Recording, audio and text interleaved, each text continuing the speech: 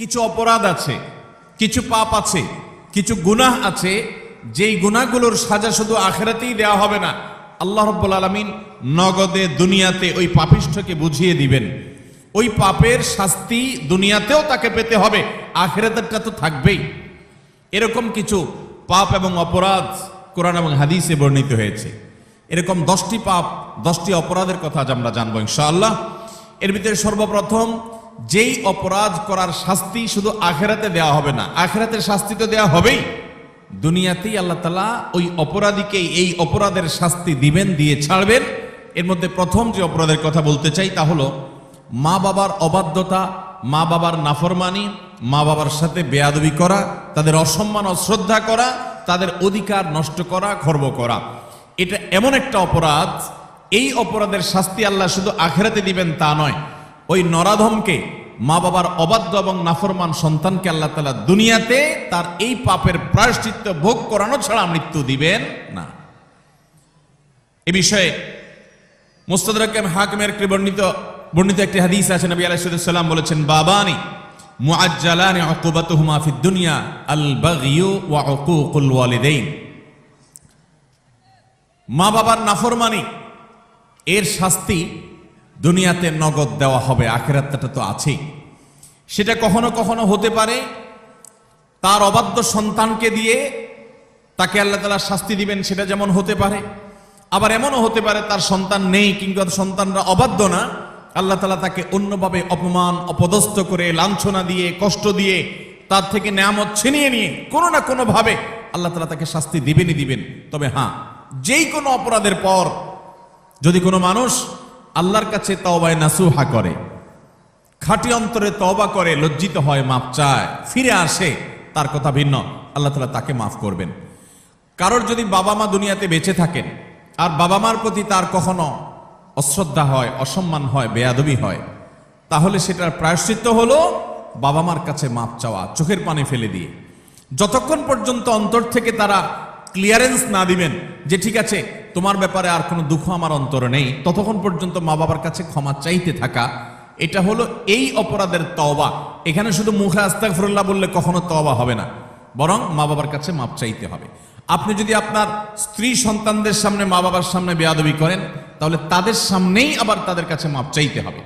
আপনি যদি কারোর সামনে বাবা মাকে অসম্মান করে থাকেন, তাদের কোনো নির্দেশ লঙ্ঘন করে থাকেন, তাচ্ছিল্য প্রদর্শন করে থাকেন, ওই মানুষগুলোর সামনেই আবার আপনাকে প্রায়শ্চিত্ত করতে হবে। এটি হলো মা বাবার কাছে ক্ষমা চাওয়ার পদ্ধতি। আর যারা হতভাগাদের কাতারে পড়ে গেছেন, মা বাবার দুজনেই অথবা দুজনের কোনো একজনকে হারিয়ে ফেলেছেন, এখনো পর্যন্ত তাদের সাথে কৃত অপরাধ এবং জুলুম, অবিচার, যেটা আল্লাহ তাআলা সহ্য করবেন না, সে অপরাধের প্রায়শ্চিত্ত আপনি করতে পারেন না, দুনিয়া থেকে চলে গেছেন, তারা কিভাবে প্রায়শ্চিত্ত করবেন? তাদের প্রায়শ্চিত্তের কয়েকটা ধাপ আছে। নাম্বার 1, তারা মা বাবার হয়ে আল্লাহর কাছে অনেক বেশি ইস্তেগফার এবং চোখের পানি ফেলবেন। আল্লাহ, আমার বাবাকে, আমার মাকে আপনি মাফ করে দিন। নামাজ পড়ে পড়ে ভোর রাতে তাহাজ্জুদের সময়, জুমার দিন মাগরিবের আগে, আসরের পরে সূর্যাস্ত যাওয়ার সময়, গুরুত্বপূর্ণ দোয়া কবুলের কিছু সময় আছে, এই সময়গুলোতে হাত তুলে আল্লাহর কাছে চোখের পানি ফেলে মাপ চাইবেন। আল্লাহ, আমার বাবার প্রতি আমি অনেক অনেক অবিচার করেছি, আমার মায়ের প্রতি আমি অনেক অশ্রদ্ধা প্রদর্শন করেছি, যেটা আমার করা উচিত হয়নি। আল্লাহ তাআলা কোরআনে কারিমে তার ইবাদতের নির্দেশের পরেই যার কথা বলেছেন তিনি হলেন মা বাবা। রিদার রব্বি ফি রিদাল ওয়ালিদাইন ওয়া সাখাতুর রব্বি ফি সাখাতিল ওয়ালিদাইন। নবীজি সাল্লাল্লাহু আলাইহি সাল্লাম বলেছেন, কারোর মা বাবা যদি তার উপর সন্তুষ্ট থাকে তো আল্লাহ তার উপর সন্তুষ্ট, আর মা বাবা যদি অসন্তুষ্ট তো আল্লাহ তার উপর অসন্তুষ্ট। মা বাবা হলো মানুষের জান্নাতের দুয়ার, এটাকে ঠিক রাখলে মানুষের জন্য জান্নাতের পথ সুগম হয়। মোহতারাম হাজরিন, এই জন্য কোনো ইমানদার যদি তার মা বাবাকে হারিয়ে ফেলেন, দুজনের কোনো একজন চলে যান, এটা বড় দুর্ভাগ্যের কথা যে জীবদ্দশায় মাপ চাওয়া হয় নাই। প্রায়শ্চিত্ত করার জন্য প্রথম কাজ হলো মা বাবার হয়ে অনেক বেশি বেশি ইস্তেগফার করা, ক্ষমা প্রার্থনা করা, তাদের হয়ে আল্লাহর কাছে আপিল করা, দোয়া করা, আল্লাহ তাদেরকে মাফ করে দিন। এই কাজটি অনেক বেশি পরিমাণে করতে থাকা, দিল থেকে করতে থাকা এক। দ্বিতীয়ত যে কাজটা করতে হবে তা হলো সহিহ মুসলিমে বর্ণিত একটা হাদিস থেকে আমরা জানতে পারি, নবী আলাইহিস সালাম বলেছেন, কোনো ব্যক্তি তার বাবা মার প্রতি বাধ্যগত হওয়ার, তাদের অনুগত হওয়ার, তাদের প্রতি সদাচরণ করার একটা গুরুত্বপূর্ণ পার্ট এবং অংশ হলো মা বাবার অগোচরে কিংবা তাদের উপস্থিতিতে তাদের যে বন্ধু বান্ধব আছেন, তারা যাদের সাথে উঠা বসা করতেন, তাদের সহপাঠী যারা ছিলেন, সেই মানুষগুলোকে বাবা মার মতো সম্মান করা। ধরুন আপনার বাবা দুনিয়া থেকে চলে গেছেন, বাবার বন্ধু কারা ছিলেন, বাবার সহচর কারা ছিলেন, বাবার একান্ত কাছের কারা ছিলেন। আপনার বাবা বেঁচে থাকতে আপনার ছোট ভাই বোনদেরকে অনেক আদর করতেন, আপনার বাবার অনুপস্থিতিতে আপনি তাদেরকে আদর করলেন। আপনার বাবা বেঁচে থাকতে তার নাতি নাতনিদেরকে অনেক কেয়ার করতেন, তিনি নাই, আজকে আপনি তার হয়ে সেই কাজটা করলেন। আপনার বাবা বেঁচে থাকলে তার বন্ধু বান্ধবদের সম্মান করতেন, স্নেহ করতেন, ভালোবাসা দিতেন, দাওয়াত দিয়ে খাওয়াতেন, আপনি তার অগোচরে সেই কাজটা করলেন। এভাবে আপনার বাবা মা দুনিয়া থেকে চলে যাওয়ার পরও তাদের পক্ষ থেকে এই কাজগুলো করার মাধ্যমে আপনি বিররুল ওয়ালিদাইন বা মা বাবার প্রতি সদাচরণের কাজটা আঞ্জাম দিতে পারবেন। আল্লাহ তাআলা আমাদের সবাইকে মা বাবার সদাচরণকারী, মা বাবার অনুগত সন্তান হওয়ার তৌফিক দান করেন। নবী আলাইহিস সালাম, বিভিন্ন নবী রাসূলগণ কোরআনে কারিমে তাদের বিবরণ এসেছে, তাদের সম্পর্কে আল্লাহ রাব্বুল আলামিন এই সার্টিফিকেট দিয়েছেন। তারা কখনো কখনো আল্লাহর কাছে দোয়া করেছেন যেন তারা মা বাবার প্রতি সদাচরণকারী হন। এটা খুব সহজ বিষয় না। অনেক বদমেজাজ সন্তান আছে, অনেক কুলাঙ্গার সন্তান আছে যে বাবা মার প্রতি তারা অশ্রদ্ধা প্রদর্শন করে। বাবা মা ত্রুটি করতে পারে, বিচ্ছুতি করতে পারে, তারাও যদি অন্যায় করে সন্তানের প্রতি তাদেরও বিচার হবে, কিন্তু সন্তান হিসাবে আপনার চেষ্টা থাকবে বাবা মার সামনে কখনো অশ্রদ্ধা হয়, অসম্মান হয় এমন কোনো কাজ না করা। আব্দুল ইবনে আব্বাস রাদিয়াল্লাহু তাআলা বলেছেন, তুমি তোমার বাবা মায়ের সামনে যদি জামা ঝাড়া দাও, কাপড় ঝাড়া দাও, ধুলাবালি সরাও, বাবা মার সামনে এই কাপড় নাড়াটা এটাও বাবা মার সামনে বেয়াদবির শামিল। আল্লাহর জমিনে কারোর সামনে যদি তুমি সবচেয়ে বেশি কাচুমুচু করতে হয়, সে হলো তোমার বাবা মা। তোমার সবচেয়ে বেশি বিনয়ের হকদার যদি কেউ থাকে আল্লাহর জমিনে, তিনি হলেন তোমার বাবা মা। যার কথা তুমি অন্ধের মতো মানবে, কোরআন হাদিসের খেলাফ না হলে, তিনি হলেন তোমার বাবা মা। এই জায়গাটা আর কারোর জন্য হতে পারে না। অথচ আজকাল বেশিরভাগ যুবক, বেশিরভাগ কিশোরদেরকে দেখবেন যে আল্লাহর জমিনে যার চাইতে সবচেয়ে বেশি, যার সঙ্গে সবচেয়ে বেশি ঝাড়ি মেরে কথা বলা যায়, তারা মনে করে তিনি হলেন কে? মা। সবচেয়ে বেশি ঝাড়ি যাকে দিয়ে আমাদের আজকাল কিশোররা, যুবকরা কথা বলে, তিনি হলেন কে? হতভাগা মা। আল্লাহ রাব্বুল আলামিন আমাদেরকে মানুষ হওয়ার তৌফিক দান করুন, মুসলমান হওয়ার তৌফিক দান করুন। মা বাবার মর্ম ততক্ষণ পর্যন্ত মানুষ বোঝে না যতক্ষণ পর্যন্ত সে বাবা মা না হয়েছে। আল্লাহ তাআলা আমাদেরকে বাবা মার কদর করার তৌফিক দান করুন। তাহলে এক নম্বরের অপরাধ পেলাম আমরা, বাবা মার প্রতি যদি কেউ অবজ্ঞা করে, অশ্রদ্ধা করে, অসম্মান করে, তাদের কথা না মেনে চলে, লঙ্ঘন করে। হ্যাঁ, তারা কোনো অন্যায় কথা বললে সেটা মানা যাবে না, ন্যায়সঙ্গত কথা বললে সেটা মানতে হবে। এই ক্ষেত্রে যদি কেউ ত্রুটি করে, বিচ্যুতি করে, বাবা মার অবাধ্য হয়, তার এই শাস্তি আল্লাহ শুধু আখিরাতেই দিবেন তা নয়, দুনিয়াতে তাকে এর জন্য প্রায়শ্চিত্ত ভোগ করতে হবে। তবে যদি সে মাফ চেয়ে এটাকে সুরাহা করে ফেলে এবং এটা ক্ষমা চেয়ে নেয়, তাহলে আল্লাহ তাআলা আশা করা যায় মাফ করবেন। নাম্বার 2, কারোর প্রতি জুলুম, কারোর প্রতি অবিচার, গায়ের জোর খাটানো, মাস্তানি গুন্ডামি করা, প্রভাব প্রতিপত্তি দেখানো, যে কাউকে দুর্বল পেয়ে তার উপরে চড়াও হওয়া, কাউকে ঠেকিয়ে ঠকিয়ে নিজের কাজ সিদ্ধ করা, এই মানুষের প্রতি জুলুম, অবিচার, এটার শাস্তি আল্লাহ তাআলা দুনিয়াতে দেন। পৃথিবীর ইতিহাসে এমন একজন জালেম দেখাতে পারবেন না যে জালেম জুলুম করেছে আর তার প্রায়শ্চিত্ত তাকে দুনিয়াতে পেতে হয়নি। পৃথিবীর ইতিহাসে সর্বপ্রথম জালিম, মানব সভ্যতার, মানব ইতিহাসের সর্বপ্রথম জালিম ছিল কাবিল, আদম আলাইহিস সালামের ছেলে কাবিল। সে জুলুম করেছে নিজের আপন ভাই হাবিলের প্রতি। আল্লাহ তাআলা তার মুখ সম্মোচন করে দিয়েছেন, তাকে অপমান অপদস্থ করেছেন, তার এই কুকর্ম আল্লাহ তাআলা ফাঁস করে দিয়েছেন। এটি ছিল আল্লাহর পক্ষ থেকে তার জন্য দুনিয়ার শাস্তি, আখিরাতের শাস্তি তো আছেই।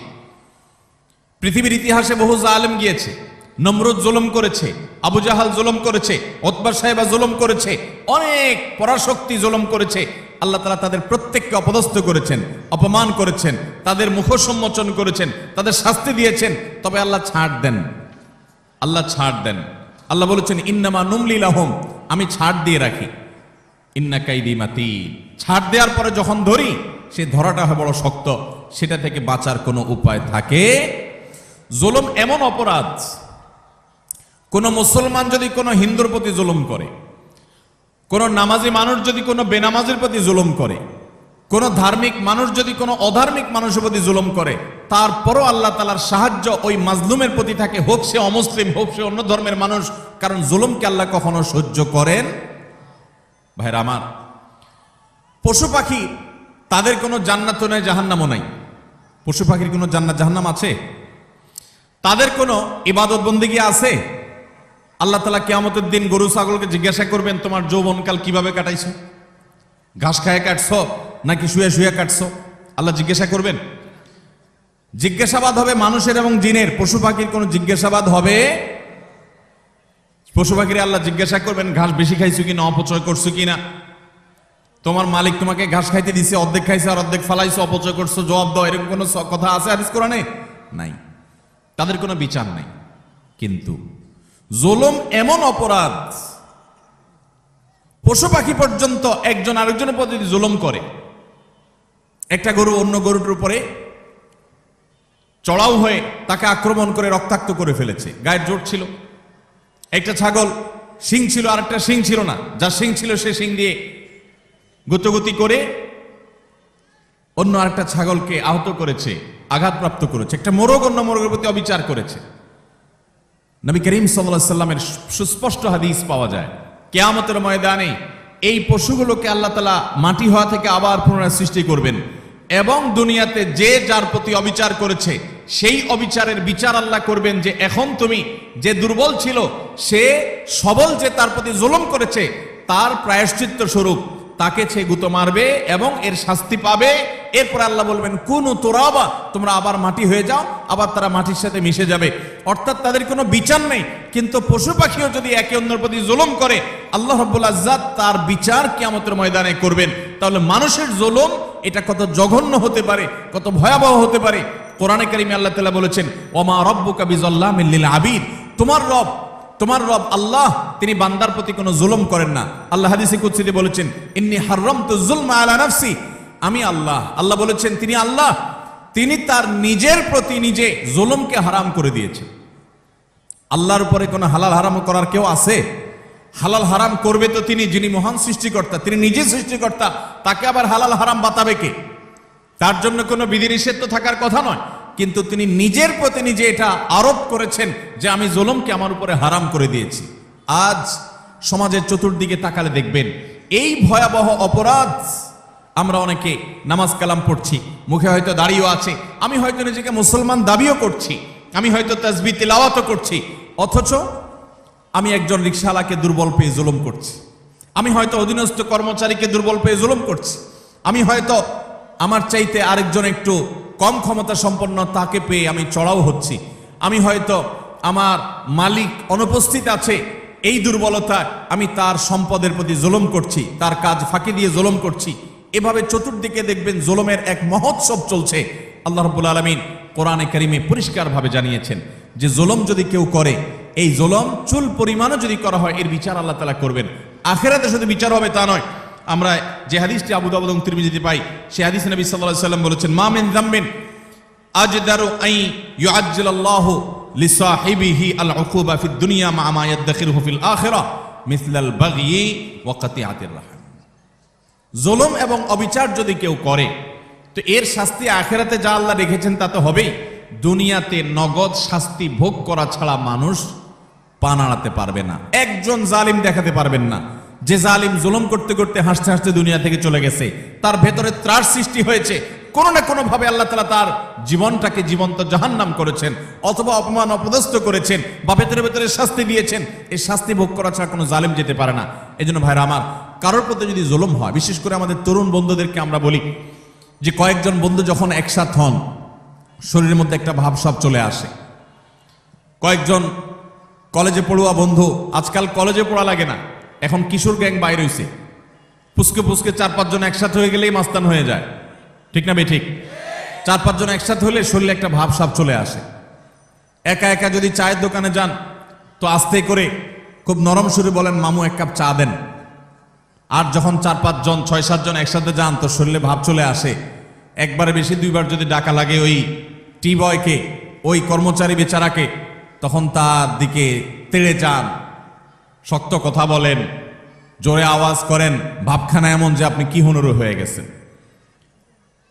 গাড়িতে উঠেছেন, বাসে উঠেছেন, কয়েকজন মিলে উঠেছেন, তো মনে হচ্ছে যে কিছু একটা বাসে উঠে গেছে, কোনো একটা হাইওয়ান জন্তু উঠে গেছে, এরকম একটা ভাব চক্কর, ঠিক না ভাই ঠিক? ভাইরা আমার, কয়েকজন মিলে সত্য আছেন, একজন রিক্সাওয়ালা হয়তো 10 টাকার জায়গায় 15 টাকা চাইছে, 1 টাকাও দিলেন না, পুরো টাকা না দিয়ে চলে গেছেন। বেচারা ফেলফেল করে চেয়ে আছে, কিছু বলার ক্ষমতা নাই। মনে রাখবেন, এর সবগুলো আল্লাহর খাতায় লেখা হচ্ছে। একটি পাপ এমন নাই, একটি জুলুম নাই যে জুলুম আল্লাহর খাতায় লেখা হচ্ছে না। নবী করিম সাল্লাল্লাহু আলাইহি ওয়াসাল্লাম সেজন্য বলেছেন, সেদিন আসার আগে নিজেদের এই সকল মামলাগুলোকে নিষ্পত্তি করে ফেলো, মানুষের অধিকারগুলো দিয়ে ফেলো, যাদের প্রতি জুলুম করেছো মাপ চেয়ে সেগুলোকে ক্ষমা চেয়ে সবগুলাকে চূড়ান্তভাবে নিষ্পত্তি করে ফেলো।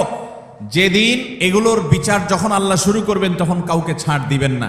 নবী সাল্লাল্লাহু আলাইহি ওয়াসাল্লাম বলেছেন, আতাদরুনা মানিল মুফলিস, তোমরা কি জানো সবচেয়ে বড় ভিখারিকে, অভাবীকে? সাহাবীরা বলেছেন, আল মুফলিসু ফিনা মান লা দিনারা ওয়ালা দিরহামা, হে আল্লাহর রাসূল, আমাদের মধ্যে যার টাকা পয়সা নাই সেই তো অভাবী, আমরা জানি।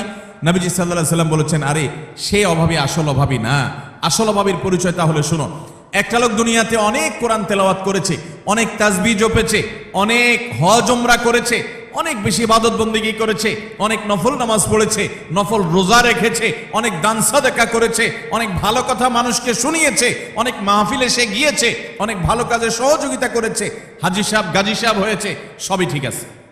কিন্তু এত বিশাল পরিমাণ আমলের পাহাড় নিয়ে আল্লাহর কাছে তিনি হাজির হয়েছেন। তার আশা, এত আমল করে আসছি, জান্নাত আমার ঠেকাবে কে?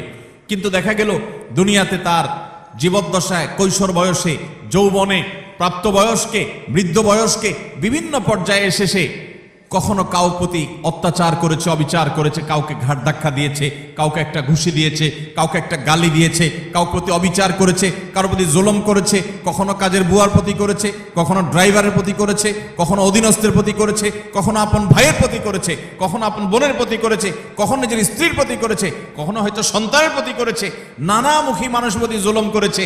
এই জুলুমগুলোর যাদের প্রতি করা হয়েছে, কিয়ামতের ময়দানে এই লোক যখন আমলের পাহাড় নিয়ে জান্নাতে যাওয়ার জন্য মুছে তাও দিবে, সমস্ত পাওনাদার হাজির হয়ে আল্লাহর কাছে বলবে, আল্লাহ, এই ব্যক্তি যে আজ জান্নাতে যাওয়ার জন্য প্রস্তুতি গ্রহণ করছে, এই লোক সে আমাদের অধিকার নষ্ট করেছে, আমাকে একটি আঘাত করেছে, আমি দুর্বল ছিলাম, হয়তো রিকশাওয়ালা, কিছু বলতে পারি নাই।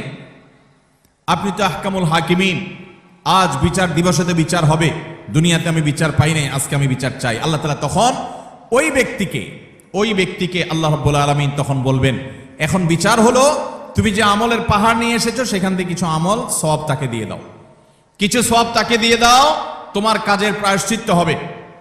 তাকে আল্লাহ তাআলা বিদায় করবেন, নিষ্পত্তি করবেন। আরেকজন হাজির। এভাবে একে একে যত পাওনাদার তার কাছে হবে, সমস্ত পাওনাদারদের পাওনা দিতে দিতে তার আমল যা নিয়ে এসেছে এ আমলের সকল সওয়াব ফুরিয়ে যাবে, শেষ। কিন্তু পাওনাদার তখনও আছে। এবার পাওনাদারদের পাওনা নিষ্পত্তি করবার জন্য আল্লাহ তাআলা পাওনাদারদের পাপের বোঝা তার মাথায় একটু একটু করে, তার অপরাধের অনুপাত হারে আল্লাহ তাআলা দিতে দিতে পাপের বোঝা মাথায় নিয়ে, আমল তো সওয়াব তো এর আগেই শেষ পাওনাদারকে দিয়ে, এবার পাওনাদারদের পাপের বোঝা মাথায় নিয়ে সে জাহান্নামে নিক্ষিপ্ত হবে। নবী সাল্লাল্লাহু আলাইহি ওয়াসাল্লাম বলেছেন, ওই লোকের মতো ভিখারি, তার মতো অসহায়, তার মতো অভাবী, তার মতো কপাল পোড়া আল্লাহর জমিনে আর কেউ হবে না। সেই অভাব যেন আমাদের না হয়। এজন্য ভাইরা আমার, দুনিয়ার জীবনে আমার কারোর প্রতি যেন কোনো জুলুম না হয়, কোনো অবিচার না হয়, গায়ের জোর যেন আমি না দেখাই। আল্লাহ যেন আমাকে মনুষ্যত্ব, এটা যেন আমার মধ্যে অর্জন করতে পারে। বিশেষ করে তরুণ এবং কিশোর বন্ধুরা, বয়সের কিছু পাগলামো আছে, বয়সের কারণে শরীরে কিছু গরম ভাব আসে, খবরদার, কারোর প্রতি যদি কখনো রাগ করেও ফেলেন, অবিচার করেও ফেলেন, শয়তানের প্ররোচনায় পড়ে সাথে সাথে তার কাছে মাপ চেয়ে নেবেন, নিষ্পত্তি করে ফেলবেন, এটা রেখে দিবেন না। কারণ আল্লাহর খাতায় প্রত্যেকটা অপরাধ লিপিবদ্ধ হবে।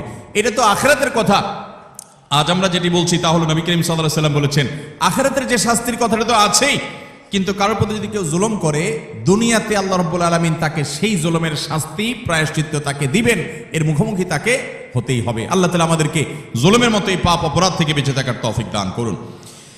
3 এবং 4 এবং 5 এই তিনটি আরেকটি হাদিসে এসেছে। 3 নম্বর হলো আত্মীয়তার সম্পর্ক ছিন্ন করা, 4 নম্বর হলো কথায় কথায় মিথ্যা কথা বলা, এবং 5 নম্বর হলো আমানতের খেয়ানত করা। কেউ টাকা রেখেছে, আপনি মেরে দিলেন, কারোর কাছ থেকে বাকি নিয়েছেন, আর ওই লোকের চেহারাও মারালেন না, সামনেও গেলেন না, কারোর কাছ থেকে হাওলাত নিয়েছেন, এরপর তার মোবাইল নম্বরই ব্লক করে ফেললেন। কেউ আপনাকে কোনো কথা বলছে কারোর কাছে না বলতে, আপনি সবার কাছে বলে বেড়ালেন, কারোর কোনো গোপন তথ্য আছে, এটা ফাঁস করে দিলেন। এরকম যত প্রকার আমানতের খেয়ানত আছে, এই সবগুলোর কারণে আল্লাহ তাআলা দুনিয়াতে নগদ শাস্তি দিবেন। তাহলে 3 নম্বর হলো আত্মীয়তার সম্পর্ক ছিন্ন করা, 4 নম্বর হলো মিথ্যা, 5 নম্বর হলো খেয়ানত, আমানত নষ্ট করা। এই কয়েকটা পয়েন্ট একসাথে তাবরানীতে বর্ণিত হয়েছে। নবী সাল্লাল্লাহু আলাইহি ওয়াসাল্লাম বলেছেন যে কয়েকটা অপরাধ আছে, এগুলোর শাস্তি আশেপাশে দুনিয়াতে হওয়াটা অধিকতর উপযুক্ত হবেই হবে, এর কোনো বিকল্প নাই, ব্যত্যয় নাই, আল্লাহ তাআলা এটি করবেনই। তার ভিতরে একটা হলো আত্মীয়তার সম্পর্ক ছিন্ন করা। অনেক মানুষ আছেন নিজের আপন ভাইয়ের সাথে সম্পর্ক ভালো নাই, বোনের সাথে সম্পর্ক ভালো নাই, কোনো যুক্তি খাটবে না। আপনার ভাই খারাপ এই যুক্তি দিবেন, বোন খারাপ সে যুক্তি দিবেন, এই যুক্তি খাটবে না। সে খারাপ, আপনি তো খারাপ হবেন না, আপনাকে তো ভালো হতে হবে। আপনি নিজে থেকে তার প্রতি সদাচরণ করার চেষ্টা করবেন, আপনি তার সাথে নিজে থেকে উইলিংলি মিশতে যাবেন, তার কল্যাণ চাইবেন, তার জন্য দোয়া করবেন। হ্যাঁ, তার সাথে মিশতে গেলে সে ক্ষতি করে, সে মামলা মোকদ্দমা করে, সে শত্রুতা করে, তাহলে ভিন্ন কথা, আপনি যান বাঁচানোর জন্য দূরে থাকতে পারবেন। কিন্তু আত্মীয়তার সম্পর্ক রক্ষা করা সুন্নত না নফল? আত্মীয়তার সম্পর্ক রক্ষা করা কি নফল কাজ না সুন্নত কাজ? ফরজ। 5 ওয়াক্ত নামাজ পড়া যেরকম ফরজ, রমজানের রোজা রাখা যেরকম ফরজ, আত্মীয়তার সম্পর্ক রক্ষা করাটাও কি? অনেক মুসলমান এটা জানেন না। আপনার ভাই বোন, তার সাথে আপনার সুসম্পর্ক বজায় রাখতে হবে। আত্মীয়ের তালিকায় রক্ত সম্পর্কীয় যাদের সাথে আপনার ব্লাডের কানেকশন আছে, এই রক্ত সম্পর্কীয় আত্মীয়দের মধ্যে সবচাইতে অবহেলিত আত্মীয়ের নাম হলো ফুফু। সবচাইতে অবহেলিত আত্মীয়ের নাম কি? ফুফু। কজন বলতে পারবেন যে ফুফুর সাথে নিয়মিত যোগাযোগ করেন? যাদের ফুফু আছে কজন যোগাযোগ বলতে পারবেন? অল্প কয়েকটা হাত উঠছে। বেশিরভাগ মানুষ ফুফুদের সাথে কোনো সুসম্পর্ক নাই। হ্যাঁ, কোনো কোনো ক্ষেত্রে ফুফুরাও অমানুষের মতো ভাতিজার প্রতি, ভাতিজিদের প্রতি আচরণ করে, আছে কিছু বিচ্ছিন্ন ঘটনা, কিন্তু তারপরও ভাতিজা হিসাবে আপনার চেষ্টা থাকবে যে আমার বাবার বোন, আমাদের শরীরের রক্ত একই রক্ত, অতএব তার প্রতি আমার অধিকার, তার প্রতি আমার কর্তব্য আছে, তার প্রতি আমার দায়িত্ব আছে। সে দায়িত্ববোধ থেকে অন্তত সুসম্পর্ক বজায় রাখা, খোঁজ খবর নেওয়া। আজকাল মোবাইলের যুগে খোঁজ খবর নেওয়া খুব সহজ, কিন্তু মুশকিল হলো সোশ্যাল মিডিয়া নামে যে সমস্ত নেটওয়ার্ক, যে সমস্ত অ্যাপ, যে সমস্ত সুযোগ সুবিধা আমাদের কাছে আসছে আজ, এগুলো আমাদের সবচেয়ে বেশি আনসোশ্যাল করে দিয়েছে। এই সোশ্যাল মিডিয়া আমাদের এক একজনের 5000 করে বন্ধু তালিকায় আছে। অনেকের এই 5000 ফুল। 5000 বন্ধুর হক আদায় করতে করতে নিজের রক্ত সম্পর্কে আত্মীয়দের সাথে 6 মাসে একবার ফোনে কথা বলার টাইমও আমরা পাই না। ঠিক কিনা বলেন ভাইরা আমার? আপনার এই ফেক বন্ধু, কাগজে বন্ধু, ফেসবুকীয় বন্ধু, কোরআন এবং হাদিসের আলোকে এদের কোনো হক আপনার কাছে সে অর্থে? অথচ বন্ধু আপনার পোস্টে লাইক মারছে, আপনি পাল্টা লাইক না মানলে বন্ধু নাখোশ হয়ে যায়। এই জন্য ঘুরে ঘুরে তার ওয়ালে গিয়া লাইক মারা লাগে। বন্ধু আপনার পোস্টে কমেন্ট করছে, আপনি কমেন্ট না করলে, রিপ্লাই না দিলে সে নাখোশ হয়ে জন্য রিপ্লাই দেওয়া লাগে। মেসেঞ্জারে নক করছে, রিপ্লাই দেওয়া লাগে। এই 5000 এই সমস্ত কাগজে বন্ধু আর ফেসবুকীয় বন্ধুর হক আদায় করতে গিয়ে আসল আপন যারা, তাদেরকে আজকাল আমরা ভুলে গেছি। আল্লাহ তাআলা আমাদেরকে আত্মীয় স্বজনের হক আদায় করার তৌফিক দান করুন। আপনি আপনার রক্ত সম্পর্ক আত্মীয়দের সাথে খোঁজ খবর রাখতে হবে। আপনার খালা আপনার রক্ত সম্পর্কীয় আত্মীয়, আপনার মামা আপনার রক্ত সম্পর্কীয় আত্মীয়, আপনার চাচা আপনার রক্ত সম্পর্কীয় আত্মীয়। আমাদের সমাজে দেখবেন যে চাচা এবং ফুফু, তাদের সাথে একসাথে থাকার কারণে, জমি জমার ব্যাপার স্যাপার থাকার কারণে অনেক সময় বুঝের অমিল হয়, গন্ডগোল হয়, মামলা কন্দম পর্যন্ত জড়ায়, মনোমালিন্য হয়, কিন্তু তারপরও দিন শেষে তারা আপনার রক্ত সম্পর্কীয় আত্মীয়। আপনি একজন মুসলমান হিসেবে তাদের সাথে সম্পর্ক ছিন্ন কখনো করতে পারবেন না, কোনো যুক্তিতে না। হ্যাঁ, সে আপনার ক্ষতি করছে, বাধ্য হয়ে আপনি ছিন্ন করতে হচ্ছে বা দূরে থাকতে হচ্ছে, ভিন্ন কথা। এছাড়া অন্য কোনো যুক্তিতে আপনি আত্মীয়তার সম্পর্ক ছিন্ন করতে পারবেন না। অনেক লোক বলে আমার আত্মীয়, সে তো আমার খোঁজ খবর নেয় না, আমি একা নেওয়া লাগে। হ্যাঁ, আপনি একা নিবেন, আপনি আল্লাহর কাছে সওয়াব পাবেন। সে নিচ্ছে না, সে দায়ী হবে, অপরাধী হবে। সে নিচ্ছে না, এই যুক্তিতে আপনি তাকে ছিন্ন করার অধিকার নাই। আল্লাহ তাআলা আমাদেরকে আত্মীয়তার সম্পর্ক রক্ষা করার তৌফিক দান করুক। চাচা এবং ফুফুদের খোঁজ খবর নেব তো ইনশাআল্লাহ? চাচাতো ভাই, ফুফাতো ভাই বোন, তাদের খোঁজ খবর নেব তো ইনশাআল্লাহ? এগুলো তো অনেক পরের কথা।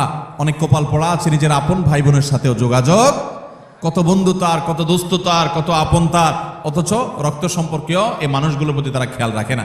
নবী করিম সাল্লাল্লাহু আলাইহি ওয়াসাল্লাম বলেছেন, আল্লাহ রাব্বুল আলামিন হাদিসে কুদসিতে বলেছেন যে যে ব্যক্তি আত্মীয়তার সম্পর্ককে রক্ষা করবে, সংযুক্ত করবে, তাদের সাথে কানেক্টেড থাকবে, আল্লাহ তাআলা ওই ব্যক্তির সাথে কানেক্টেড থাকবেন। আর যে ব্যক্তি আত্মীয়তার সম্পর্কের সাথে সম্পর্ক ছিন্ন করে ফেলবে, আত্মীয়ের সাথে সম্পর্ক ছিন্ন করবে, রাখবে না, আল্লাহ তাআলা বলেছেন কাতাআহুল্লাহ, আল্লাহ তাআলা তার সাথে সম্পর্ক ছিন্ন করে ফেলবেন। এবং লা ইয়াদখুলুল জান্নাতা কাতি, আত্মীয়তার সম্পর্ক ছিন্নকারী জান্নাতে প্রবেশ করবে। কোনো যুক্তিতে আত্মীয়তার সম্পর্ক আপনি ছিন্ন করতে পারেন না। রাগ করে 3 দিন অভিমান করতে পারেন, এর বেশি না। আল্লাহ আমাদেরকে এই অপরাধটি থেকে বেঁচে থাকার তৌফিক দান করুন। আত্মীয়তার সম্পর্ক রক্ষা করলে ওই ব্যক্তিকে আল্লাহ তাআলা দুনিয়াতে নগদ শাস্তি দিয়ে থাকেন, আখিরাতের শাস্তির পাশাপাশি আর 4 নম্বর হলো মিথ্যা, কথায় কথায় মিথ্যা, সবার সাথে মিথ্যা, তার জীবনটা মিথ্যার উপরে। এই মিথ্যাবাদীদের উপর আল্লাহ বলেছেন যে লানাতুল্লাহি আলাল কাযিবিন, আল্লাহর লানত, আল্লাহর অভিশাপ এবং আল্লাহর গজব নাজিল হয় মিথ্যাবাদীদের উপরে। এজন্য ইমানদার কখনো কথায় কথায় মিথ্যা বলতে পারে। 5 নম্বর হলো খেয়ানত, যেটা বললাম যে আমানতের খেয়ানত, অর্থের দিক থেকে খেয়ানত, কথার দিক থেকে খেয়ানত, বিভিন্ন দিক থেকে খেয়ানত। আপনি কারোর কোনো কিছু নকল করলেন, ফেসবুকে আজকাল যে খেয়ানত হয় সেটা হলো একজনের লেখা কপি করে এনে আপনার ওয়ালে সুন্দর করে পোস্ট করে দিলেন, সবাই আপনাকে বাহবা দিল, ভাই মাশাআল্লাহ আপনি তো সুন্দর লেখেন, দেখা যায় আসলে আপনি এটা চুরি করে আনছেন আরেকজনেরটা। এটা হলো খেয়ানত, এটা হলো আমানতের। এখন আজকাল তো বই পুস্তকেই হয় ডাইরেক্ট, অথচ এই খেয়ানত ফেসবুকেও পোলাপান করতে এখন বড় বড় শিক্ষাবিদরা বই পুস্তকেই এই আকাম করছেন। অতএব এই সমস্ত খেয়ানত, এটা কোনো মুসলমানের চরিত্র হতে পারে? মুসলমান কখনো এই 2 নম্বরই করবে। অতএব আমানত আমরা রক্ষা করব তো ইনশাআল্লাহ। নবী সাল্লাল্লাহু আলাইহি ওয়াসাল্লাম বলেছেন ইযা হাদ্দাসা আর-রাজুলু ফালতাফাতা ফাহিয়া আমানা। তোমার সাথে কেউ কথা বলেছে, কথা বলার পর সে সেখান থেকে সরে গেছে, সাথে সাথে ওই কথাটা তোমার কাছে আল্লাহর পক্ষ থেকে আমানত হয়ে গেছে। এই আমানত রক্ষা করার চেষ্টা করব তো ইনশাআল্লাহ। আপনার কাছে কেউ একান্তে কোনো কথা বলেছে, আপনার কাছে হোয়াটসঅ্যাপে একটা মেসেজ পাঠাইছে, কয়দিন পরপরই দেখবেন ফেসবুকে প্রায় সময় দেখবেন যে স্ক্রিনশট আউট হয়ে গেছে, হয় কি হয় না? স্ক্রিনশট কি হয়ে গেছে? এটা প্রচার হয়ে গেছে। আপনার সাথে একান্তে কেউ আলাপ করেছে, আপনি তার কোনো দুর্বল দিক পাইছেন, কোনো কারণে শত্রুতা উদ্ধার করা দরকার, আপনার সাথে সে একান্তের আলাপচারিতাকে আপনি ফেসবুকে প্রচার করে দিলেন। এটা আমানতের খেয়ানত, এটা মানুষের প্রাইভেসি লঙ্ঘন। ইসলাম মানুষের প্রাইভেসিকে এত গুরুত্ব দেয় যে কেউ যদি কারোর বাড়িতে উকি মারে, এবং দেখার চেষ্টা করে তার ব্যক্তিগত সময়কার উঠা বসা, কাজ কাম, অ্যাক্টিভিটিস, নবী আলাইহিস সালাম বলেছেন এটা এমন জঘন্য অপরাধ যে এই লোকের চোখ উফড়ে ফেলার মতো অপরাধ সে করেছে। আজকাল দেখবেন প্রায় সময় অমুকের আইডি হ্যাক করেছে, অমুক আইডি হ্যাক করে সেখান থেকে তার ব্যক্তিগত সব তথ্য সে ফাঁস করেছে, এটা করেছে সেটা করেছে। কেউ কারোর মোবাইল ফাইলে ঘাটাঘাটি করে তার ব্যক্তিগত জিনিসপত্র ঘাটাঘাটি শুরু করে। এগুলো সবগুলো আমানতের খেয়ানত। আমাদের কথা, আমাদের কাজ, আমাদের টাকা, আমাদের পয়সা, লেনদেন সবকিছুতে আমানতদারিতা দেখাতে হবে। আমানতের খেয়ানত যারা করে, আপনি কাউকে আমানতের খেয়ানত করবেন, আল্লাহ তাআলা আপনাকে এই পরিস্থিতির মুখোমুখি করবেন। বিদায় এ ধরনের গুনাহ থেকে আমরা বেঁচে থাকবো ইনশাআল্লাহ। নাম্বার 6, কোন মুসলমানকে অপমান করা। আমাদের যুবকদের কাছে আজকাল সবচাইতে প্রিয়, সবচেয়ে পছন্দের পাপ হলো এটা, যে পাপটা করতে আমাদের যুব সমাজ সবচেয়ে বেশি মজা পায়, স্বাদ পায়, এনজয় করে। রসিয়ে রসিয়ে যে পাপটা করে আমাদের যুবক বন্ধুরা, সেটা হলো কাউকে অসম্মান করা, অপমান করা। দেখবেন 2-4 জন বন্ধু মিলে আরেকজনকে নিয়ে টিজ করছে, আরেকজনকে নিয়ে উত্ত্যক্ত করছে, আরেকজনকে নিয়ে বাজে কথাবার্তা বলছে। এমনকি আপনার ইউনিভার্সিটিগুলোতে আমরা প্রায় সময় দেখি যে কি হয়ে থাকে, র্যাগিং এর শিকার হয় ছোট ভাইয়েরা, জুনিয়ররা, এবং এটাকে তারা মনে করছে তাদের অধিকার। মানুষ যখন অসভ্য হয়ে যায়, পশুদের মধ্যে এই কালচার নাই যে একে অন্যকে অপমান করে তারা এরকম অসভ্যের মতো আনন্দ উৎসব করে, এটা তাদের মধ্যে পর্যন্ত নেই। আল্লাহ তাআলা সেজন্য এই মানুষগুলোর সম্পর্কে বলেছেন উলাইকা কাল আনআমি বাল হুম আদাল, যাদের হিতাহিত জ্ঞান নেই, ভালো মন্দ পরখ করার মতো ক্ষমতা নেই, অন্যায় করে আবার সে উল্লাস করে, ফুর্তি করে, এই মানুষগুলো চতুষ্পদ জন্তুর চাইতে আরো খারাপ, কারণ চতুষ্পদ জন্তু এত খারাপ হতে পারে না। অতএব আমাদের যুবক বন্ধুরা কোনোদিন কাউকে অপমান করে, কাউকে কষ্ট দিয়ে, কাউকে আঘাত করে, আসেন 4-5 বন্ধু একসাথে, এক বেচারা একা একা যাচ্ছে, তাকে নিয়ে হাসাহাসি করলেন, ঠাট্টা মশকরা করলেন, ইয়ারকি ফাজলামতি করলেন, তাকে অপমান করলেন, তাকে অপদস্থ করলেন, তাকে বেইজ্জত করলেন, অথচ এটা তার জন্য কষ্টের, এটা তার জন্য বেদনার, এটা তার জন্য যন্ত্রণার। আপনি যে মানুষ হয়ে থাকেন, আপনি যে মুসলমান হয়ে থাকেন, তো আপনার হাসি তামাশার নামে, বন্ধু বান্ধবের সাথে আড্ডার নামে আপনি কখনোই অপকর্ম করতে পারেন? নবী করিম সাল্লাল্লাহু আলাইহি সাল্লাম বলেছেন, আবু দাউদে বর্ণিত হয়েছে, কোন মানুষ সে যদি আরেকজনকে অপমান করে এমন একটা জায়গায় যেখানে ওই লোকটা অপমান থেকে বাঁচার চেষ্টা করছে, সে চায় কেউ তার জন্য সাহায্যের হাত বাড়িয়ে দেখ, সেখানে আপনি তাকে আরো অপমান করলেন, তাহলে আপনি নিশ্চিত জেনে রাখেন, লিখে রাখেন, আপনার জীবনে এরকম পরিস্থিতি আসবে যে আপনি কোন পরিস্থিতিতে মানুষের সাহায্যের জন্য আপনি হাত বাড়াবেন, কিন্তু সাহায্য পাবেন না, পাবেন অপমান। কারণ মানুষকে অপমান করলে তার শাস্তি আল্লাহ তাআলা দুনিয়াতে নগদ দিয়ে থাকে। আল্লাহ তাআলা এই অপরাধ থেকে, এই গুনাহ থেকে আমাদেরকে বেঁচে থাকার তৌফিক দান করুন। ভাইরা আমার, ভালো মুসলমান হওয়ার জন্য ভালো মানুষ হতে হবে। আপনি কয়েক বন্ধু মিলে একসাথে হাসি ফুর্তি করতে পারেন, আনন্দ তামাশা করতে পারেন, খেলাধুলা করতে পারেন, ক্রীড়া কৌতুক করতে পারেন, শরিয়ার সীমানায় থেকে আপনি সেটা করতে গিয়ে কাউকে নিয়ে আপনি হাসাহাসি করতে পারেন। একটা মেয়ে হাঁটে হেঁটে যাচ্ছে, আপনি দেখে ওই মেয়েটাকে শুনিয়ে শুনিয়ে এমন কথা বললেন যে কথা শুনে মেয়েটার মানসিকভাবে আঘাতপ্রাপ্ত হচ্ছে, আপনি তাকে অপদস্থ করছেন, নোংরা কথা বলছেন। যুবকদের মধ্যে এই রোগ আছে না নাই? জনে জনে ঘরে ঘরে আজকে এই রোগ ভরে গেছে। ভাইরা আমার, আল্লাহ আপনাকে বিবেক দিয়েছেন, আপনি আনন্দ অবশ্যই করতে পারেন, আপনি অবশ্যই কৌতুক করবেন, আপনি অবশ্যই ক্রীড়া করবেন, আপনি অবশ্যই রসিকতা করবেন, বন্ধুদের সাথে মজা করবেন, কিন্তু আপনার মজা আরেকটা মানুষের কষ্টের কারণ, আপনার মজা আরেকটা মানুষের অপমানের কারণ হতে পারে না। আপনার বিবেককে জিজ্ঞাসা করুন, কোনো পশু এত নিচে নামে না। আল্লাহ তাআলা আমাদের যুবকদেরকে সঠিক এবং সুন্দর পথে চলার তৌফিক দান করুন।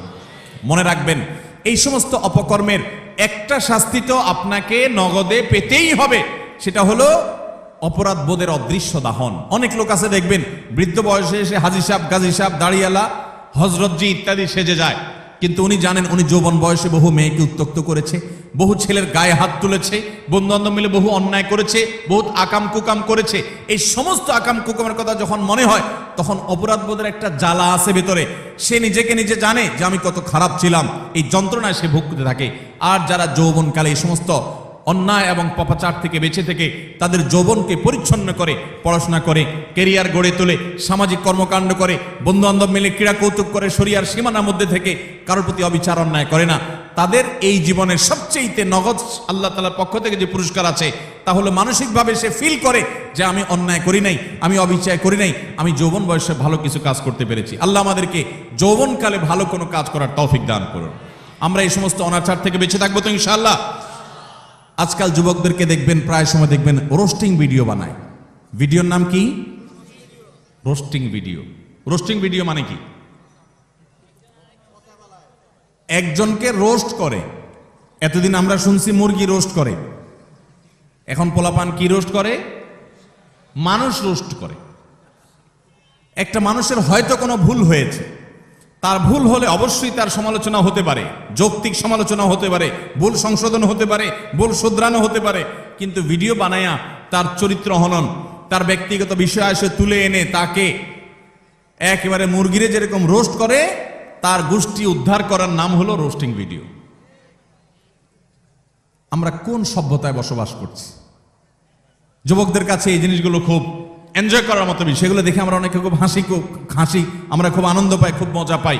আমাদের রুচি নষ্ট হয়ে গেছে। ভাইরা আমার, একজন মানুষ আরেকজন মানুষকে নিয়ে চরম অপমানকর কোনো কাজ কখনো করা, এটা কখনো সভ্য মানুষের কাজ হতে, এটা কখনো মুসলমানের কাজ হতে পারে। আল্লাহ তাআলা আমাকে আপনাকে এরকম সচেতন দায়িত্বশীল মুসলমান হওয়ার তৌফিক দান করুন। আমরা কোনো মানুষকে অপমান করব, আমরা কোনো মানুষকে কষ্ট দেব। আজ অনেক যুবক আছে বাবার বয়সী একজন মানুষের সাথে পর্যন্ত বেয়াদবের মতো আচরণ করে। রিক্সাওয়ালা হতে পারে, তিনি রিক্সা চালক, কিন্তু আপনার বাবার বয়সী, আপনার বড় ভাইয়ের বয়সী, আপনার চাইতে অন্তত আলটিমেট কমপক্ষে বড়, অ্যাটলিস্ট আপনার চাইতে সে সিনিয়র, কিন্তু দেখা যায় তার সাথে পর্যন্ত তুচ্ছ তাচ্ছিল্য করে, তুই তোকারি করে, যা তা বলে। আমাদের যুবকরা আজকাল অনেকে, আমি সবার কথা বলছি, অনেক যুবকরা আজকাল এমন আচরণ করে। আল্লাহ রাব্বুল আলামিন এই সমস্ত উদ্ভ্রান্তের জীবন, এই সমস্ত উচ্ছৃঙ্খলতার জীবন পরিহার করে আমাদেরকে সুন্দর জীবন যাপন করার তৌফিক দান করুন। ভাইরা আমার, একটা সুস্থ বিবেক অনেক বড় নেয়ামত, যে বিবেকের রাডারে ধরা পড়বে যে এটা অন্যায়, এটা ন্যায়। আমার কোনো বন্ধু একটা অপকর্ম করছে, আমি বুঝতে পারলাম আমার রাডারে ধরা পড়েছে এটা অন্যায়, আমি প্রতিবাদ করব, ওই বন্ধুকে প্রয়োজনে ত্যাগ করব, আমি একজন ভালো বন্ধু গ্রহণ করব। চেষ্টা করা যাবে না ইনশাআল্লাহ? যৌবনকাল বারবার আসবে না ভাইরা। যৌবনের যে পাগলামি, যৌবনের যে উচ্ছলতা, যৌবনের যে উন্মাদনা, আল্লাহর শপথ করে বলছি এটা চিরকাল থাকবে? থাকবে না, এটা চলে যাবে। কি করেছেন সে জিনিসটা কিন্তু ঠিকই থেকে যাবে, আপনার কর্মটা ঠিকই থেকে যাবে। যৌবনের এই সময়টা চলে যাবে, কিন্তু যৌবনকালে যা যা করেছেন এই সবগুলো আপনার আমলনামা যেমন লেখা থাকবে, আপনার স্মৃতিতেও থাকবে। আমলনামার কারণে আপনার আখিরাতের শাস্তি হবে, আর স্মৃতিতে থাকার কারণে আপনার পরবর্তী বয়সে আপনাকে অপরাধবোধের অদৃশ্য দাহনে আপনাকে জ্বালাতে থাকবে, অস্থিরতা আপনার মধ্যে কাজ করতে থাকবে। অতএব যৌবনকালে এবং যে কোনো বয়সে আমরা কোনো মানুষকে অপমান অপদস্থ করব।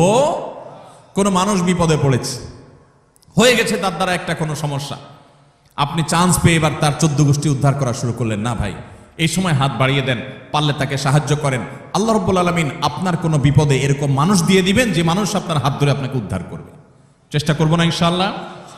তাহলে 6 নম্বর অপরাধ এটি যে কোনো মানুষকে অপমান করলে, কোনো মুসলমানকে অপমান করলে তার শাস্তি আল্লাহ রাব্বুল আলামিন দুনিয়াতে দেন। এবং যে ব্যক্তি কোনো বিপদে পড়া মানুষকে, যার দরকার সাহায্য, সে সাহায্যের জন্য হাহাকার করছে, ওই টাইমে তাকে আরো আঘাত করে, আরো আক্রমণ করে, তার রোস্টিং ভিডিও বানায়, তার চরিত্র হনন করে, তাকে অপমান অপদস্থ করে, এই ব্যক্তি তার যখন জীবনে এরকম পরিস্থিতিতে পড়বে, আল্লাহ তাআলা ঠিক একইভাবে অন্য আরেক পাপিষ্ঠকে দিয়ে আল্লাহ তাআলা তাকে সাইজ করবেন।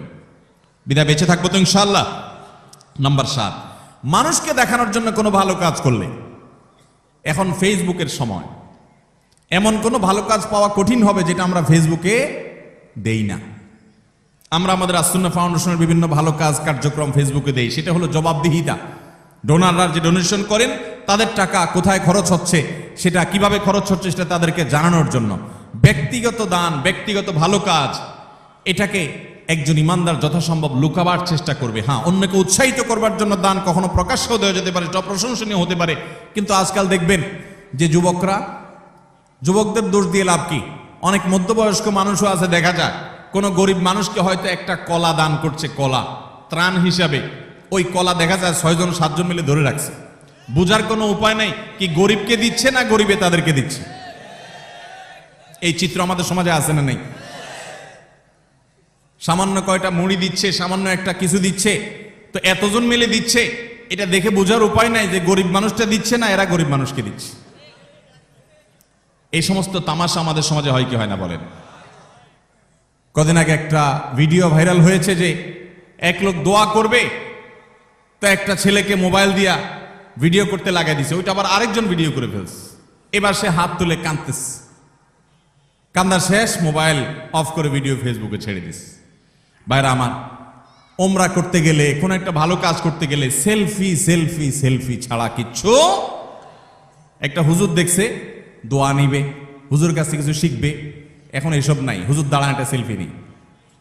এই রোগ আমাদেরকে প্রচন্ড আকারে ধরছে কি ধরে নাই? একটা হলো স্মৃতি রাখলাম, উৎসাহিত অনুপ্রাণিত হলাম, সেটা ভিন্ন বিষয়। বেশিরভাগ ধান্দাই হলো ফেসবুকে একটা পোস্ট দেব, মানুষ বলবে ওরে বাপরে বাপ, তুই এই লোক পাইলি কোত্থেকে, মাশাআল্লাহ মারহাবা, কিছু লাইক কমেন্টের বিজনেস হবে। আমাদের মানুষকে দেখাবার প্রবণতা এখন এমন ভাবে হয়ে গেছে যে আমরা এমন কোনো কাজ করি না যেটার ফিডব্যাক দুনিয়াতে আশা করি না। অথচ আল্লাহ তাআলার নেককার বান্দা তারা, যারা কোনো ভালো কাজ করে তার বিনিময় আশা করবে কার কাছে? আল্লাহর কাছে। আল্লাহ তাআলা আমাদেরকে সেরকম নিষ্ঠাবান মানুষ হওয়ার তৌফিক দান করুন।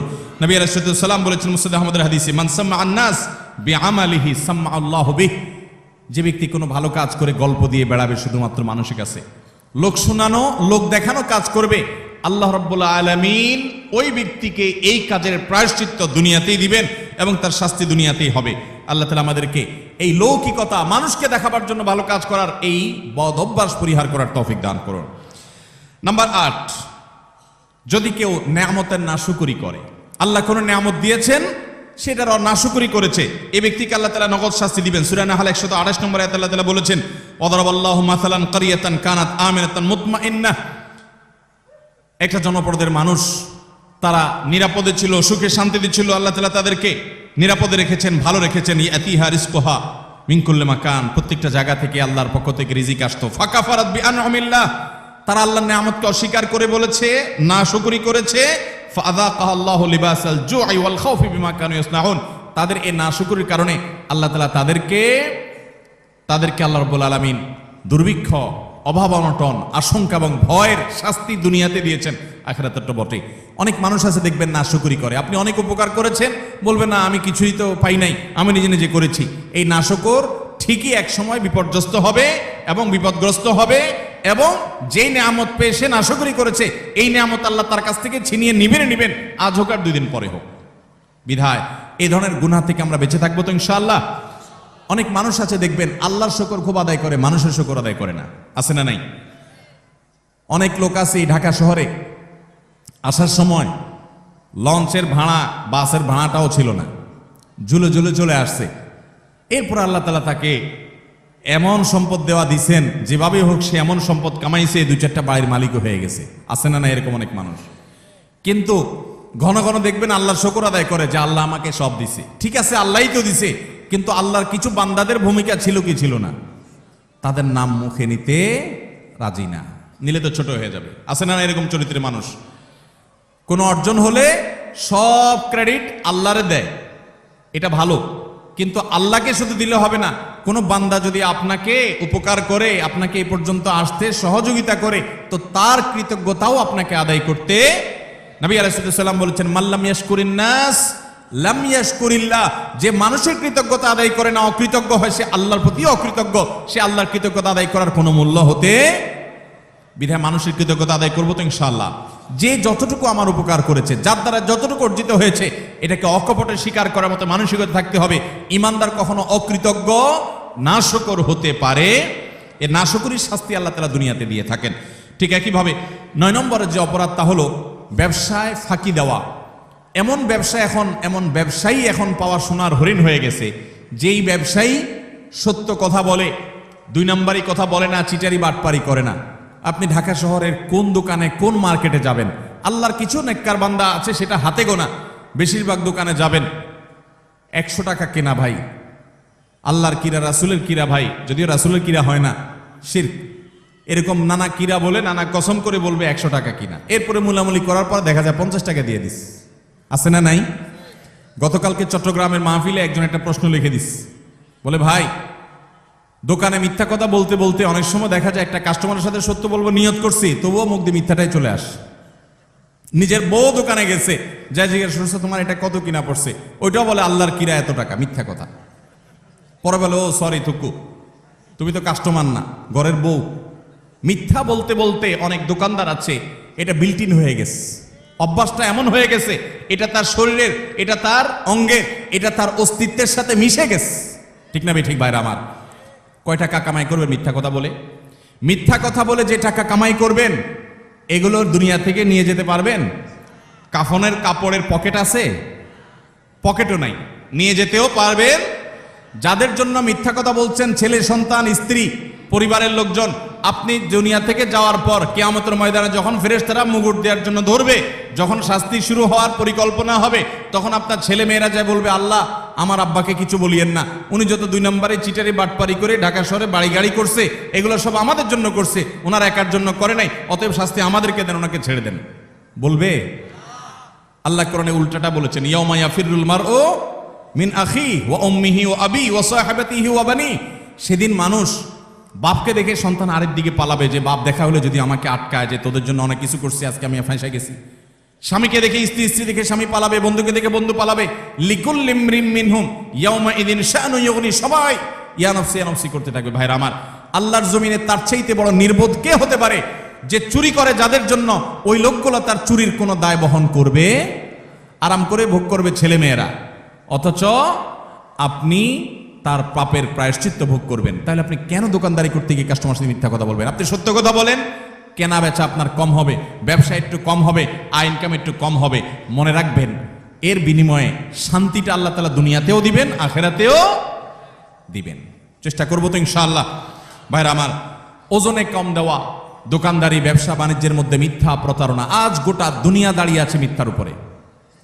সারা ঢাকা শহরে যত বিজনেস আছে, ম্যাক্সিমাম বিজনেসই দেখবেন, বিশেষ করে খুচরা পর্যায়ে ম্যাক্সিমাম বিজনেস দাঁড়িয়ে আছে মিথ্যার উপরে। ফল দোকানে যাবেন, উপর দিয়ে সব সুন্দর করে সাজা রাখছে, বড় বড় গুলা, নিচ দিয়ে সব ছোট ছোট গুড়া গুড়া আছে না নাই? পোকা কাগুলো সব সরা রাখছে, উপর দিয়ে ভালোগুলো দিয়ে রাখছে। নবী করিম সাল্লাল্লাহু আলাইহি সাল্লাম একবার বাজারে গেলেন, গিয়ে দেখলেন যে এক লোক গমের স্তূপ নিয়ে বসে আছে, গম বিক্রি করছে। নবী করিম সাল্লাল্লাহু আলাইহি সাল্লাম ফিল্ড ভিজিটে গেলেন, সরাসরি মদিনার রাষ্ট্রনায়ক তিনি গিয়ে সোজা হাত ঢুকিয়ে দিলেন গমের ভিতরে, স্তূপের ভিতরে। সন্দেহ হলো তার, দেখলেন যে ভিতরে সব ভিজা গম, এটা ওজনে ভারী হবে, আর শুকনাগুলো ওজনে কম হবে, পরিমাণে বেশি হবে সেখানে, তো ভিজাটার দাম কম হবে। ভদ্রলোক ভিজাগুলো নিচে, উপর দিয়ে শুকনাগুলো দিয়ে বিক্রি করছে। নবী করিম সাল্লাল্লাহু আলাইহি সাল্লাম বললেন, এই চিটারি কেন করলে তুমি তো একই দামে বিক্রি করছো, অথচ তোমার ভেতরে ভিজা গম। তখন তিনি বললেন, হে আল্লাহ রাসূল, বৃষ্টিতে ভিজে গেছে, আমি কি করবো, যেন উপর দিয়ে এগুলো দিয়ে দিচ্ছি। নবী সাল্লাল্লাহু আলাইহি সাল্লাম, না, তুমি ভিজাগুলো আলাদা বিক্রি করবে, শুকনাগুলো আলাদা বিক্রি করবে, ভিজাগুলোর এক দাম হবে, শুকনাগুলোর আরেক দাম হবে। তুমি কেন এই বাটপারি এবং চিটারি করলে? মান গাসসা ফালাইসা মিন্না। মনে রাখবে, যে মানুষকে প্রতারণা করে ব্যবসা বাণিজ্যে, সে আমার উম্মত হতে পারে। আমরা প্রায় সময় যখন দেখি টেলিভিশনের স্ক্রিনে বা পত্রিকার পাতায়, দাড়ি পাকা বুড়ো মানুষ, সুন্দর চাচা, বাপ চাচার মতো দেখতে, নুরানি চেহারা, মাথায় টুপি আছে, কপালে সেজদা দিতে দাগও আছে, কিন্তু উনি ধরা পড়েছে কিসে? 2 নম্বর মাল বিক্রি করতে গিয়ে। হয় কি হয় না এগুলা? আমাদের অনেক মুসলমান মনে করে ইসলাম হলো নামাজ রোজার নাম। শুধুমাত্র ভাইরা আমার, ইসলাম নামাজ রোজার নাম যেমন, ঠিক এমনি ভাবে আমার লেনদেন, কায় কারবার, বেচা কিনা, ব্যবসা বাণিজ্য, সেখানেও সততার পরিচয় দেওয়া। অনেকে বলে ভাই এরকম সততার পরিচয় দিতে গেলে আজকাল আর ভাত জুটবে না। ভাত জোটার দরকার নাই, চিড়া জোটক। ইমানদার কখনো নীতিতে ছাড় দিতে পারে। সততার সাথে চলবো তো ইনশাআল্লাহ। শুআয়ব আলাইহিস সালামের জাতি, তারা ব্যবসা বাণিজ্যে এরকম 2 নম্বরই করতো। আল্লাহর গজব তাদের উপরে নাজিল হয়েছে। এই উম্মত কিয়ামতের আগ পর্যন্ত আল্লাহর গণগজব আসবে না, ধ্বংস করবে না। নবী সাল্লাল্লাহু আলাইহি ওয়াসাল্লাম দোয়া করে গেছেন যেন এটা না আসে। কিন্তু এইরকম পাপের পাপিষ্ঠ অপরাধী খারাপ ব্যবসায়ী, তাদেরকে আল্লাহ দুনিয়াতে নগদ শাস্তি দিবেন। অন্য কোন শাস্তি হোক আর না হোক, ওই যে ভেতরকার যে অদৃশ্য দাহন, জ্বালা, যন্ত্রণা, এটা আল্লাহ তাআলা দিবেন। অনেকে দেখবেন যে পারিবারিকভাবে অশান্তির সাগরে হাবুডুবু খাচ্ছে, কিন্তু আপনি দেখবেন উপর দিয়ে গাড়ি বাড়ি, ফিটফাট বেট, চাকচিক্যময় জীবন। আল্লাহ তাআলা আমাদেরকে এই ধরনের অপরাধ থেকে বেঁচে থাকার তৌফিক দান করুন। নাম্বার 10, যে কোনো সাধারণ কুফরি, আল্লাহর প্রতি অবিশ্বাস, পাপাচার, এগুলো কারণেও আল্লাহ তাআলা দুনিয়াতে নগদ একটা শাস্তি দেন। মিনিমাম একটা শাস্তি হয়, সেটা হলো মানসিক অশান্তি এবং ডিপ্রেশন। আপনারা প্রায় দেখবেন গোটা পৃথিবীতে সবচেয়ে বেশি আত্মহত্যা করে তারা যারা কোনো ধর্মে বিশ্বাসী না। সবচেয়ে বেশি আত্মহত্যা করে যারা কোনো ধর্মে বিশ্বাসী। এটা আমার কথা না, এটা বিশ্ব স্বাস্থ্য সংস্থার বিভিন্ন কয়েক বছরের জরিপ মিলিয়ে রব্বি আল্লাহ নামে একটা গ্রন্থ অনেকগুলো ভাষায় অনুদিত হয়েছে রিয়াদ থেকে। এর বাংলা অনুবাদ আমি করেছিলাম। সেখানে একটা গ্রাফ তারা তুলে এনেছেন। বিশ্ব স্বাস্থ্য সংস্থার জরিপের আলোকে কয়েক বছরের জরিপ দেখানো হয়েছে, সারা পৃথিবীতে তুলনামূলকভাবে আত্মহত্যার পরিমাণ, প্রবণতা সবচেয়ে কম যাদের মধ্যে, তারা হলো মুসলমানরা। কারণ কি জানেন? মুসলমান যদি দেয়ালে পিঠ থেকে যায়, সে জানে উপরে আল্লাহ আছেন, তার একটা আস্থার জায়গা থাকে, ভরসার জায়গা থাকে। আর যার আল্লাহর প্রতি বিশ্বাস নাই, সে বলে ও স্যাড, ব্যাড, শেষ। আফসোস করা ছাড়া তার কিছু আর থাকে। যালিকা বিআন্নাল্লাহা মাওলাল্লাযীনা আমানু ওয়া আন্নাল কাফিরিনা লা মাওলা লাহুম। আল্লাহ হলেন ঈমানদারদের অভিভাবক, আর কাফেরদের কোনো অভিভাবক থাকে। অতএব ভাইরা আমার, যে কোনো পাপের একটা নগদ শাস্তি হলো মানসিক অশান্তি, মানসিক যন্ত্রণা। আপনি দেখবেন যারা আত্মহত্যা করে মারা যায়, প্রায় সময় দেখবেন, এই যে কিছুদিন আগে, গত বছর সম্ভবত, একজন প্রতিষ্ঠিত একজন নায়ক, তার শ্বশুর আত্মহত্যা করে মারা গেলেন। কিসের অভাব বলেন? টাকা আছে, পয়সা আছে, গাড়ি আছে, হ্যাঁ কিছু দেনা হয়েছেন, কিছু পেরেশানি হয়েছে, এটা তো অনেক গরিব মানুষের হয়, অনেক ইমানদারেরও হয়। কিন্তু বেশিরভাগ ক্ষেত্রে দেখবেন ডিপ্রেশন, আর ডিপ্রেশন ছাড়া কিছু নাই। ঘুম আসে না, মদ খাওয়া ছাড়া ঘুম আসে না, ওষুধ খাওয়া ছাড়া ঘুম আসে না। অথচ ভোগের যত উপকরণ সব তার হাতের কাছে আছে। মদের বোতলও তার কাছে আছে, নর্তকীও তার সামনে আছে, অন্যায়, পাপাচার এবং উচ্ছলতা, এটা করার যত মাধ্যম আছে সব তার হাতের কাছে আছে, কিন্তু শান্তি জিনিসটা নাই। মানসিক শান্তি জিনিসটা আল্লাহ রাব্বুল আলামিন কোরআনে কারিমে বলেছেন, আলা বিযিক্রিল্লাহি তাতমাইন্নুল, আল্লাহর জিকির, আল্লাহর আনুগত্যের মধ্যে প্রশান্তি আসে। ভাইরা আমার, সালাহাতু সঙ্গে বুদি দিল খারাস, আজ মুদে এক জামানা খাকে বাস। পাপ বহুত করেছেন, পাপে মজা আছে আমি জানি। জিনা করেছেন, মাদকের দিকে হাত বাড়িয়েছেন, অন্যায় অনাচার করেছেন, অবৈধ পথে কামাই করেছেন, অনেক টাকা পয়সা করেছেন, কিছু স্বাদ পেয়েছেন আমি জানি। আজ মোদে এক জামানা খাকে বাস। আসুন এবার একটু ভিন্ন স্বাদ আস্বাদন করি। আল্লাহর বাধ্যগত হয়ে, আল্লাহর নাফরমানি ছেড়ে দিয়ে আল্লাহর গোলামের জীবন কিছুদিন পরীক্ষামূলক করে দেখেন। এটার যে স্বাদ, দুনিয়াতে ভোগের জীবনে সেই স্বাদ কখনো পাওয়া যায়? আল্লাহ আমাদের সবাইকে আল্লাহর সমস্ত নাফরমানি থেকে বেঁচে থাকার তৌফিক দান করুন। আল্লাহ, আমরা আবারও এক নজরে বলছি 10টি অপরাধ যেগুলোর শাস্তি আল্লাহ তাআলা দুনিয়াতে নগদ দিয়ে থাকেন। নাম্বার 1, মা বাবার অবাধ্যতা, মা বাবার নাফরমানি, তাদের সাথে বেয়াদবি, দুনিয়াতে আল্লাহ নগদ শাস্তি দেন। নাম্বার 2, কারোর প্রতি জুলুম অবিচার করলে ওই জালিমকে অপমান অপদস্থ করা, তাকে আল্লাহ তাআলা তার ভিতরে ত্রাসের সৃষ্টি করা, অশান্তির সাগরে ডুবানো, নগদ শাস্তি আল্লাহ তাআলা জালিমকে দেন কারোর প্রতি জুলুম করলে। নাম্বার 3, আত্মীয়তার সম্পর্ক যদি কেউ ছিন্ন করে। নাম্বার 4, কেউ যদি মিথ্যা কথা বলে। নাম্বার 5, আমানত দেয় কিন্তু আমানতের খেয়ানত করে, এই ব্যক্তিগুলোর শাস্তি আল্লাহ তাআলা দুনিয়াতে দেন। নাম্বার 6, কাউকে অপমান করলেন, অপদস্থ করলেন, অসম্মান করলেন, কারোর ইজ্জত সম্মানে টানাটানি করলেন। আজকাল দেখা যায় ফেসবুকীয় প্রজন্ম, আমাদের ফেসবুক প্রজন্ম দেখা যায়, ইউটিউব প্রজন্ম, টুইটার প্রজন্ম এবং আপনার এই টিকটক প্রজন্ম মানুষকে নিয়ে যাহা তা করছে, এতে তার ইজ্জত যাচ্ছে, কার সম্মান যাচ্ছে, এগুলো দেখা দেখি নেই। ছবি, ব্যঙ্গ, বিকৃতি, তারপরে যে মানুষকে অপমান অপদস্থ করা, নামকে বিকৃত করা, কোনো মুসলমানের খাসলত হতে পারে না। অনেক সময় ইসলামের নামে আমরা এগুলো করছি। এগুলো যে করবে আল্লাহ তাআলা তাকে দুনিয়াতে নগদ শাস্তি দিবেন, অপমান করবেন, অপদস্থের মুখোমুখি করবেন। নাম্বার 7, মানুষকে দেখাবার জন্য ভালো কাজ করা, মানুষের কাছ থেকে বাহবা কুড়ানোর জন্য, লাইক কমেন্ট কামানোর ধান্দায় ভালো কাজ করলে আল্লাহ তাআলাকে দুনিয়াতে নগদ শাস্তি দেয়। ভালো কাজ হবে আল্লাহকে খুশি করার জন্য, মানুষকে দেখানোর জন্য নয়। 9 নম্বর হলো, 8 নম্বর হলো, যদি কেউ আল্লাহ রাব্বুল আলামিনের কোনো নেয়ামতকে অস্বীকার করে, নাশুকরি করে, অথবা কোনো মানুষের কৃতজ্ঞতা আদায় না করে, এই ব্যক্তিকে আল্লাহ তাআলা নগদ শাস্তি দেন, ওই নেয়ামতটা ছিনিয়ে নিয়ে যান।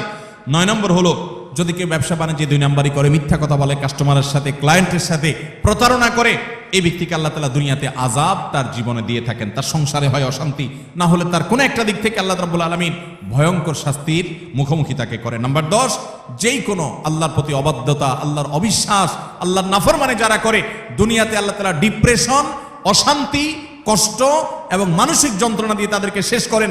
তারা সুইসাইড সেন্টার খুলতে হয়, তাদের আত্মহত্যা করার জন্য জায়গা খুলতে হয়, তাদের জীবনের সুখ এবং শান্তি আল্লাহ তাআলা তুলে নিয়ে যান। আল্লাহ তাআলা আমাদের সবাইকে আল্লাহ রাব্বুল আলামিনের আনুগত্য পরিপূর্ণভাবে করার তৌফিক দান করুন। এই 10টি অপরাধ যেগুলোর শাস্তি দুনিয়াতে নগদ ভোগ করতে হয়, আল্লাহ তাআলা এগুলো থেকে আমাদের সবাইকে বেঁচে থাকার তৌফিক দান করেন। জাযাকুমুল্লাহু খায়রা ওয়া আখিরু দাওয়ানা আনিল হামদুলিল্লাহি রাব্বিল আলামিন।